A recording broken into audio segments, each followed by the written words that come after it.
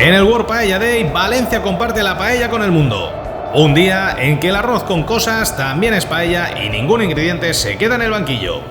En 2022 celebramos la tercera edición del World Paella Day Cup y para animar la participación, este año creamos la fase de preparación del Mundial. En el World Paella Day Cup Stage enseñamos todo lo necesario para ganar el Campeonato Mundial de la Paella. Y para ello, tenemos al mejor equipo técnico. Cocinar, cocinar y cocinar. Y volver a cocinar. Eso es paella, señores.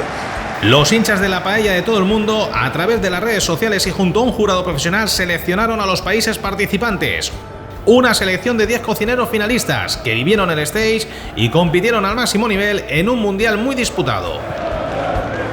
Todos demostraron su gran deportividad en el terreno de juego y vimos estrategias, técnicas y jugadas ensayadas que hicieron vibrar la grada. Este año no fue necesario llegar a los penaltis y Francia se proclamó campeona con una impresionante paella de pato y setas.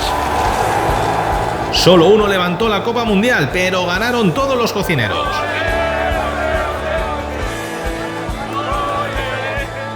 El World Paella Day Cup es uno de los numerosos eventos que se dan cita en el World Paella Day en todo el mundo.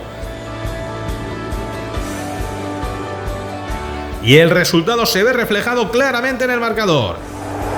El World Paella Day ganó una vez más por goleada.